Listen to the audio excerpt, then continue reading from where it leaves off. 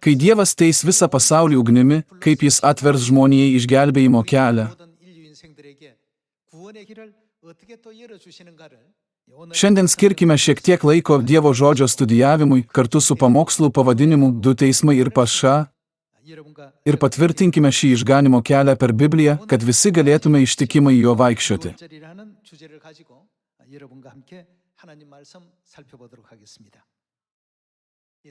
Du teismai reiškia Nojaus tvano laiką, kai Dievas pirmą kartą pasaulį teis vandeniu, o antrasis paskutinėmis dienomis, kai Dievas vėl teis pasaulį ugnimi. Esu tikras, kad jūs visi prisimenate ir esate susipažinę su šiomis Biblijoje užrašytomis tiesomis. Kodėl pasaulis bus teisiamas? Panagrinėkime laikus, kai Dievas teis pasaulį, Nojaus dienas, Sodomos ir Gomoros dienas bei paskutinės dienas. Kas bendro tarp visų šių laikų? Kiekvienu iš šių laikotarpių žmonės buvo maištingi, atitolę nuo Dievo, nedori ir amoralūs. Toks socialinis reiškinys egzistavo tais laikais. Meldžiuosi, kad šiandien galėtume skirti laiko suvokti tiesą apie tai, kaip Nojaus dienomis, Sodomos ir Gomoros dienomis ir net iki paskutiniųjų dienų mūsų priešas, velnias, naudoja piktus planus, kad atitrauktų žmones nuo Dievo.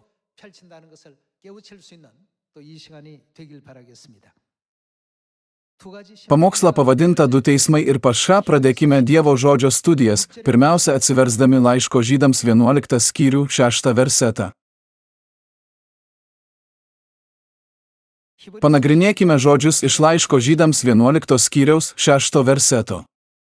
Juk be tikėjimo neįmanoma patikti Dievui. Eidami Evangelijos keliu, esame nuolat veikiami pasaulio. Mes labai lengvai pasineriame į mus supančią aplinką ir prie jos prisitaikome, prie mus supančių žmonių mąstymo būdo, jų gyvenimo būdo ir įvairių mūsų visuomenės papročių. Dievas nuolat stengiasi mus paversti naujais kūriniais. Jis turi valią ir troškimą dėl mūsų, galvodamas, tokiu žmogumi noriu, kad tu būtum. Nepaisant to, mus dažnai veikia pasaulis. Tačiau tikėjimu mes galime įveikti visas šias įtakas. Bet jei neturime tikėjimo, kur nuves mūsų dvasinis gyvenimas? Kur link trauksis mūsų širdys? Neišvengiamai žvelgsime į pasaulį ir pagalvosime, bet visi kiti elgiasi būtent taip. Tada tampa sunku gyventi tokį gyvenimą, kokio Dievas mums trokšta, tai yra būti atgimusiu žmogumi. Būtent tikėjimas leidžia mums apsiginti nuo pasaulio įtakos, nes tikėjimas mūsų gyvenimo tikslą iškelia į Dievo karalystę, ar ne? Tęskime. Juk be tikėjimo neįmanoma patikti Dievui. Kas artinasi prie Dievo, tam būtina tikėti, kad Jis yra ir jo ieškantiems atsilygina.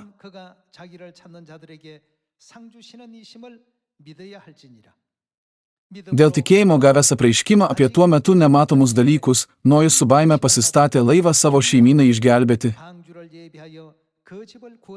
Tikėdamas jis pasmerkė pasaulį ir paveldėjo tikėjimo teisumą.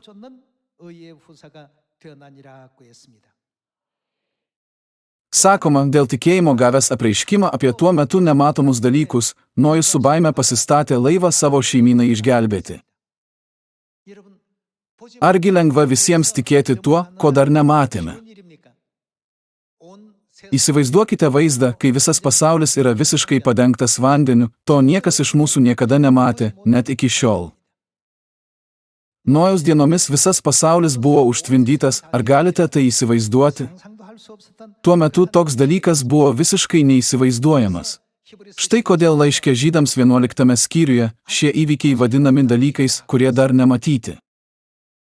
Panašiai ir ateities įvykis, kai Dievas visiškai teis pasaulį ugnimi, yra kažkas, ko mes niekada nematėme.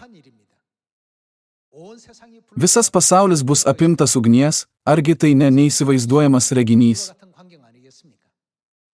Ir vis dėlto, šventajame rašte sakoma, kad Nojus tuo tikėjo. Jis įtikėjo ir ką paruošė? Jis paruošė arką tiksliai taip, kaip Dievas jam buvo įsakęs. Patvirtinkime tai pradžios 6 skyriaus 9 versete. Pradžios 6 skyriaus 9 versete. Štai Nojaus palikuonys. Nojus buvo teisus vyras, savo kartoje be dėmės, nes ėjo su Dievu. Nojui gimė 3 sūnūs – Semas, Šamas ir Jafetas. Kokios būklės buvo pasaulis? Betgi Dievo akyse žemė buvo pagedusi ir pilna smurto. Kalbant apie moralę ir etiką, visas pasaulis tapo nepaprastai nedoras ir sugedęs.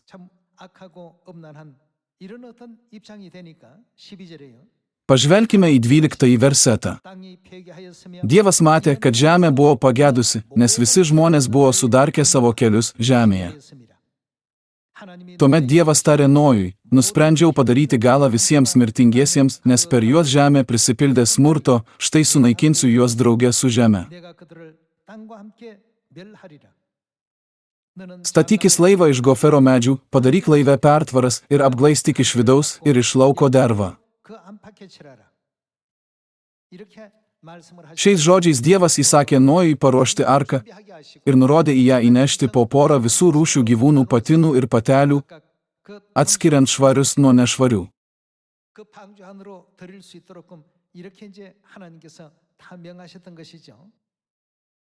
Tęskime 21 versetu. Taip pat apsirūpink įvairių maistų, tinkamų valgyti ir pasikrauk, kad būtų maisto atsargų tau ir jiems. Nojus tai padarė. Kaip Dievas buvo jam įsakęs, taip jis ir padarė. Net ir tokiomis aplinkybėmis, kai Nojus negalėjo įsivaizduoti, kaip Dievas teis pasaulį vandeniu, jis ištikimai vykdė viską, ką Dievas jam buvo įsakęs. Tai atitinka tą patį principą, kaip ir mūsų paklusnumas Dievo įsakymui šiandien. Skelbkite Evangeliją Samarijoje ir iki žemės pakraščių. Šiandien gyvename nedoroje ir svetimaujančioje kartoje. Tačiau net ir tokiame pasaulyje Dievas stengiasi išgelbėti savo mylimus vaikus. Kaip Dievas paruošė arką prieš teisti pasaulį vandeniu, taip šiomis paskutinėmis dienomis Jis paruošė Sioną, kad visi žmonės galėtų į jį įeiti. Be to, argi Jis nepatikėjo mums brangios misijos skelbti tai visiems visame pasaulyje?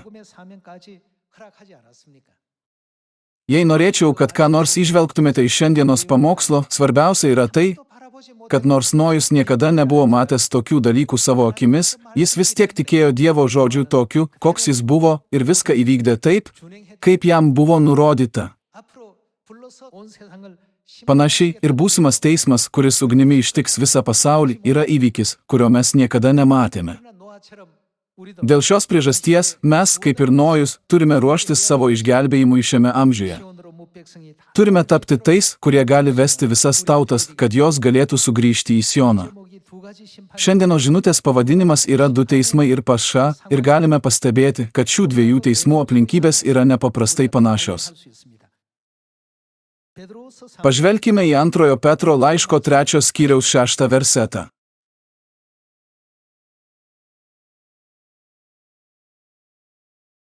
Antrojo Petro laiško 3 skyriaus 6 versetas. Todėl ir ano meto pasaulis žuvo, vandeniu aptvindytas. Tai paaiškinimas apie Nojaus laikus. O dabartiniai dangus ir žemė tuo pačiu žodžiu. Dievo žodis, kuriuo jis nuteisė pasaulį vandeniu, buvo jo žodis, ir jo pareiškimas nuteisti šį pasaulį ugnimi taip pat yra jo žodžiu. O dabartiniai dangus ir žemė tuo pačiu žodžiu yra palaikomi kam? Ugniai, saugomi teismo ir bedievių žmonių, kokie žmonės, žuvimo dienai.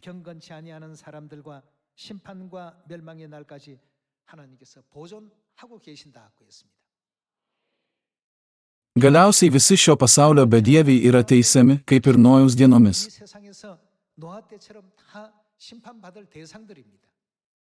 Todėl nėra jokios priežasties mums mėgdžioti jų darbus ar sekti jų gyvenimo būdu. Negalime sakyti, bet likęs pasaulis taip daro ir atrodo, kad tai gerai. Mūsų visų dalykų standartas visada turi būti Dievas. Visada turime klausti, kaip Dievas tai mato. Argi netiesa, kad tik tada, per tinkamą tikėjimą, galime išlikti ištikimi iki galo ir dalyvauti išgelbėjime, kurį gavo Nojus? Tęskime 9 versetu. Viešpats negaišta ištesėti pažado, kaip kai kurie mano, o kantriai, kas jis yra, elgėsi su jumis, nenorėdamas, kad kuris pražūtų, bet kad visi atsiverstų.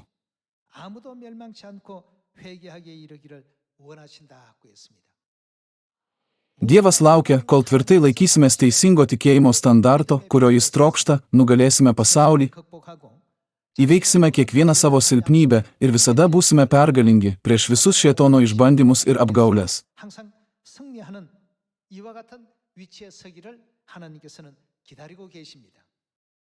10 versetas. O viešpaties diena ateis kaip vagis. Tuomet dangus praeis su smarkiu ūžesiu, stichijos nuo karščio suirs ir žemė su savo veikalais sudegs. Jeigu visa turi taip suirti, tai kaipgi jums reikėtų pasižymėti? Kaip matote, kokį gyvenimą Dievas pabrėžia? Šventų gyvenimų ir maldingumų. Šios Biblijos ištraukos parodo, kas nutiko Nojaus, Sodomos ir Gomoros dienomis. Žmonėms tampant nejautriems dievobaimingai elgesiui ir nutolstant nuo dievobaimingumo, Dievas nuolat juos teisdavo.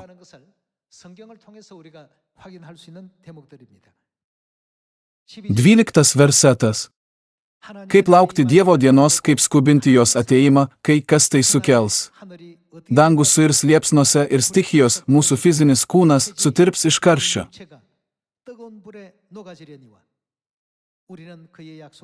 Pagal jo pažadą mes laukiame naujo dangaus ir naujos žemės, kuriuose gyvena teisumas. Ar visi galite įsivaizduoti tokią sceną? Galbūt klausėte, kaip elementai gali ištirpti? Kaip dangus gali būti sunaikintas ugnimi? Net kai Dievas nurodė Nojui, paruošk arką, ir įsakė jam į ją įlipti, žmonės stebėjosi, iš kur pasaulyje galėtų kilti tiek vandens, kad apsemtų visą žemę. Tai neįsivaizduojama scena. Tačiau Nojus patikėjo Dievo žodžiu, vien todėl, kad tai buvo jo žodis, ir jis viską darė taip, kaip jam buvo įsakyta. Lygiai taip pat turime tikėti, kad Dievas teis visą pasaulį ugnimi, ir mes turime įžengti į Sioną, kaip jis įsakė. Nesekti šio pasaulio pavyzdžių ir nesimokyti šios kartos gyvenimo būdo. Tikiu, kad mūsų tikėjimo kelionė turi klostytis dievobaimingume ir šventume, remiantis šiais mokymais. Tęskime 13 versetu. Pagal jo pažadą mes laukiame naujo dangaus ir naujos žemės, kuriuose gyvena teisumas.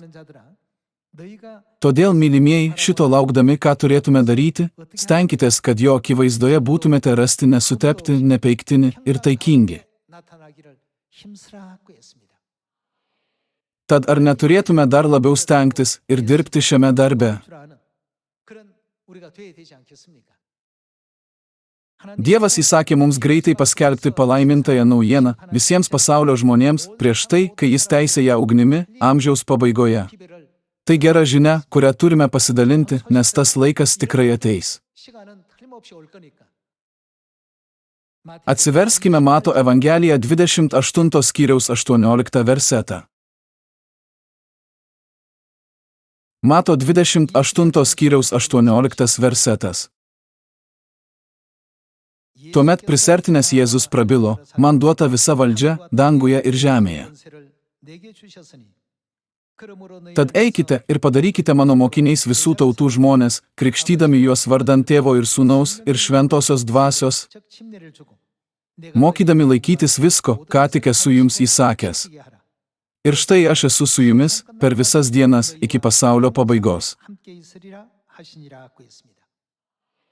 Kalbant apie viską, ką jums įsakiau, ką mums liepta daryti. Mums įsakyta jiems paklusti.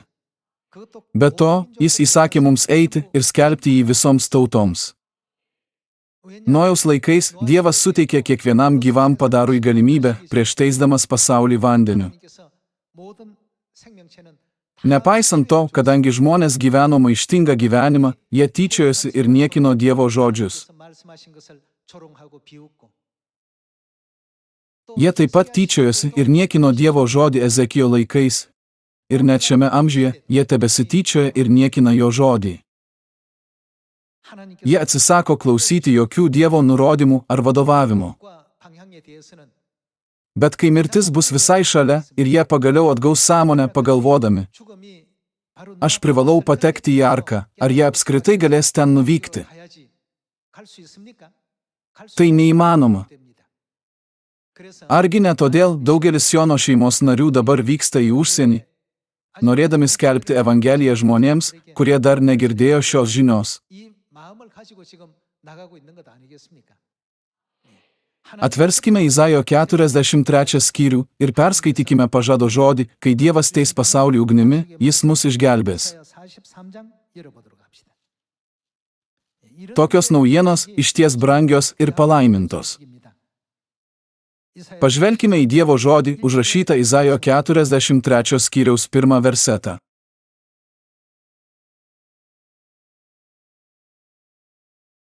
O dabar šitaip kalba Viešpats, kuris tave sukūrė, Jokūbai, kuris tave padarė, Izraeli.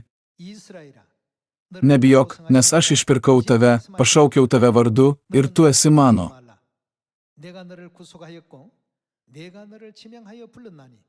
Kai brisi per gilius vandenis, aš būsiu su tavimi ir upėse tu nepaskesi.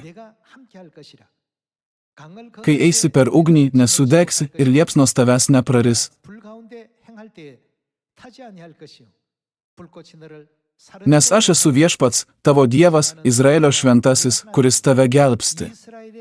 Tavo išpirkai atiduodu Egiptą, mainais už tave, Kušą ir Sebą. Kadangi tu man brangus, vertingas ir mylimas, aš atiduodu už tave kraštus ir mainais už tavo gyvybę tautas.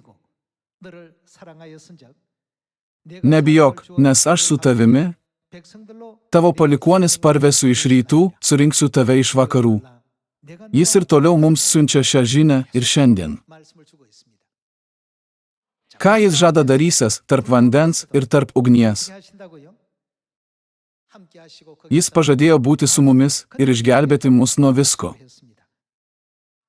Atsiverskime 91 psalmės 7 versetą. 91 psalmė, 7 versetas. Nors 1000 kristų tavo kairėje ir 10 000 dešinėje, kas nutiks, tavęs niekas nepasieks.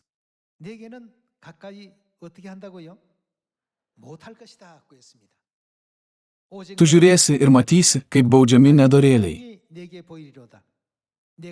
Tu pasirinkai Viešpatį savo prieglaudą, aukščiausiai savo užuovėją, todėl neištiks tavęs žala, nepalies tavo palapinės nelaimė.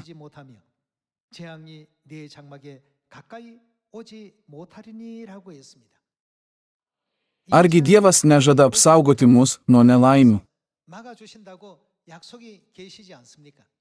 Panagrinėkime, kaip Dievas paskelbė, kad apsaugos visus Siono vaikus.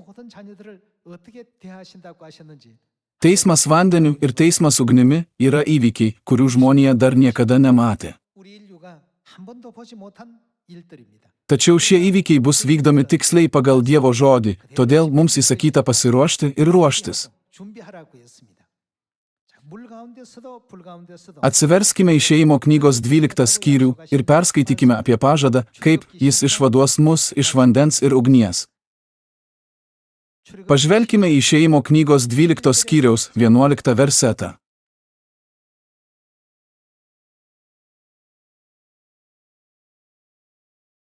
Jį turėsite valgyti taip, susijuosę juosmenį, apsiavę kojas ir su lazda rankoje. Valgysite jį paskubomis. Tai Viešpaties pascha. 12 versetas. Juk tą pačią naktį aš pereisiu Egipto žemę, užmušdamas visus Egipto krašto, ne tik žmonių, bet ir gyvulių pirmagimius, padarysiu teismą visiems Egipto dievams. Aš Viešpats. Bet kraujas paženklins namus, kuriuose jūs esate. Matydamas kraują, Dievas įsakė užtepti avinėlio kraujo ant durų staktų ir saramų, ką jis darys pamatęs kraują. Apeisiu jūs ir jokia rykštė neištiks jūsų, kai niokosiu Egipto kraštą.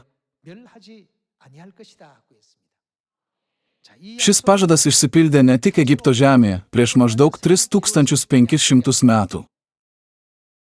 Ką Dievas sako 14 versete? Ši diena bus jums priminimo diena. Kokia tai diena? Tai Pascha. Švęsite ją kaip iškilmę viešpačiui per kartų kartas, švęsite ją kaip amžiną įsaką. Taigi, Paschą galima laikyti pačiu Dievo pažado garantu. Pašoje duotas didis pažadas, kad Dievas visada saugos Siono vaikus, ar teismas įvyktų vandeniu, ar ugnimi, ar bet kokia kita situacija.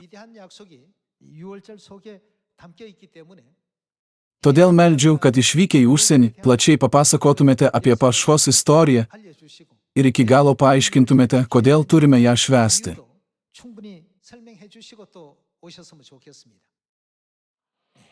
Kaip Nojus ruošėsi nematomiems dalykams, taip Dievas mums davė Pašą, kad pasiruoštume nematomiems dalykams.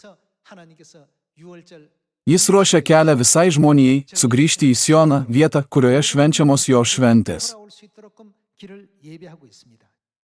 Išėjimo 12 skyriuje jis pažada apeisiu jūs ir jokia rykštė neištiks jūsų. Kokiomis priemonėmis Dievas mums dabar duoda šį pažadą? Argi ne tokį pažadą Dievas mums duoda per Pašą? Štai kodėl Psalmės 91 skyriuje parašyta, nors 1000 kristų tavo kairėje ir 10 000 dešinėje, ką sako Biblija, kas nutiks. Pažadas, kad tavęs niekas nepasieks, kam taikomas šis žodis. Ką jie turi laikytis, kad gautų šį pažadą? Tai pažadas, kurį Dievas davė tiems, kurie švenčia Pašą. Šiandien giliai įsirėždami į savo širdis šiais Dievo tiesos žodžiais, patvirtinkime per Bibliją dar keletą detalių apie dieną, kai Dievas teis pasaulį ugnimi.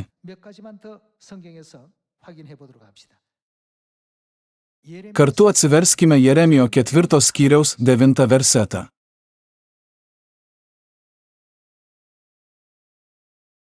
Jeremijo knygos 4 skyriaus 9 versete rašoma. Ta diena, tai viešpaties žodis, apstulbs, ką jie darys, nusigandęs karalius, apmirs širdis didžiūnams. Biblija sako, kad jie neteks drąsos, nes ta scena bus tokia visiškai siaubinga ir šokiruojanti. Apstulbs nusigandęs karalius, apmirs širdis didžiūnams, kunigai pastirs iš baimės ir pranašai, ką jie darys, jie bus priblokšti.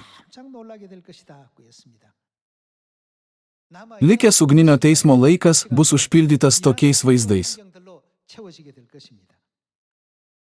Dabar atsiverskime Jeremijo 5 skyriaus 1 versetą. Jeremijo 5 skyriaus 1 versetas. Paklajokite Jeruzalės gatvėmis, žvalgykitės ir stebėkite. Ieškokite jos aikštėse. Ar rasite žmogų, bent vieną žmogų, vykdantį teisingumą ir ieškantį teisybės, ką jis padarys, idant galėčiau jai atleisti? Sako viešpats. Argi tai neskamba kaip ištrauka, kurią jau esame kažkur girdėję? Kur dar Biblijoje radome tokių žodžių? Prieš Sodomos ir Gomoros sunaikinimą Abromas maldavo Dievo. Ar sunaikinsi teisiuosius kartu su nedorėliais, nuolat mažindamas teisiųjų reikalingų miestams išsaugoti skaičių? Tačiau galiausiai, kadangi Sodomoje ir Gomoroje nebuvo galima rasti net nedidelio skaičiaus teisiųjų, Dievas galiausiai įvykdė galutinį teismą ugnimi.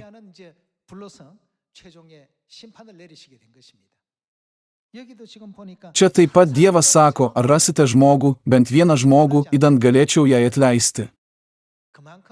Pasaulis darosi vis blogesnis, vis labiau tolsta nuo Dievo teisumo ir dvasiškai sukietėja. Kažkas gali paklausti, ar Dievo bažnyčia nėra pernelyg griežta, vadovaudamasi tik Biblija. Kaip kas nors gali gyventi taip tvankiai? Gyvenimas pagal Dievo žodį niekada nėra dusinantis. Tai saugiausias, palaimintiausias ir patikimiausias kelias. Todėl mes patys turime būti tie, kurie sugeba gyventi tokį gyvenimą. Kai turėsite minutėlę, taip pat peržiūrėkite scenas aprašytas 2 Petro 3 skyriuje, Malachijo 4 skyriuje ir Sofonijo 1 skyriuje. Atsiverskime Izaijo 24 skyriaus 1 versetą.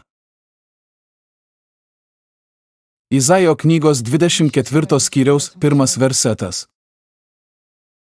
Štai viešpats niokoja žemę ir daro ją dyką, apverčia aukštyn kojomis ir išblaško jos gyventojus.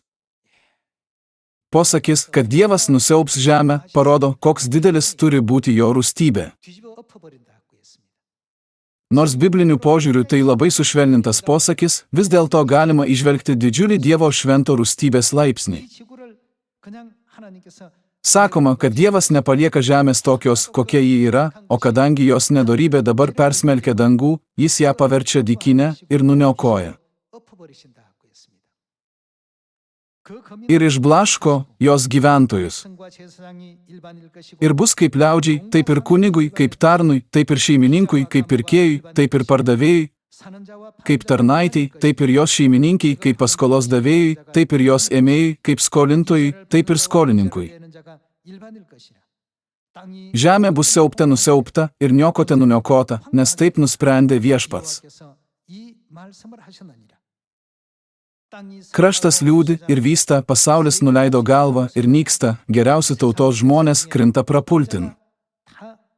Žemė suteršta joje gyvenančiųjų, nes jie nesilaikė įstatymų, pažeidė įstatus, sulaužė amžinąją sandorą. Todėl ryja žemę prakeiksmas, jos gyventojai kenčia bausmę už savo kaltes. Todėl jie blykšta iš baimės ir gyvų žmonių liks tik nedaugelis. Vynmedžiai vysta, jauno vyno trūksta, kam džiūgavo širdis, tas dabar dūsauja. Smagus būgnų dundesys paliovė, lebautojų triukšmas nuščiuvo, žavintys arfos garsai nutilo. Nutilo linksmosios dainos prie vyno, girtuokliai bjaurisi svaigiuoju gėrimu. Samišio miestas griuvėsiai, namų durys visur užsklęstos, kad kas neįeitų į vidų. Rėkaujama gatvėse, kad nebėra vyno, džiaugsmas dingo, linksmybės, kas joms nutiko, jos paliko kraštą. Iš miesto liko vien griuvėsių krūva, jo vartai išgriauti ir apleisti. Žemė ir tautos atrodo kaip alyvmedis, alyvų derlių nukrėtus, kaip iš rankos vynuogių derlių nuėmus. Visi pabandykite įsivaizduoti tokią aplinką ir tokią atmosferą. Viso to viduryje žinia, kad Dievas apsaugos nuo marų tuos Sione, kurie švenčia pašą, kad jis juos išpirks ir nuves į dangaus karalystę, argi ne pati gražiausia ir nuostabiausia žinia?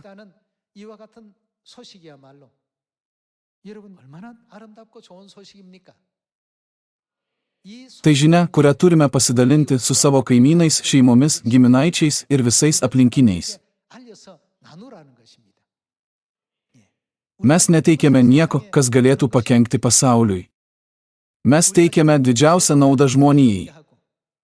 Ar kada nors dvejojame, ar jaučiame baimę, duodami žmogui ką nors gero? Sakytumėte, noriu su jumis kažkuo pasidalinti, jums tai labai patiktų, jūs tiesiog dar to nesuvokėte. Ar tai būtų jūsų vaiko ar tėvų gimtadienis, ruošdami dovaną? Argi neteikėte jos galvodami, jie labai apsidžiaugs, atidarydami šią dovaną?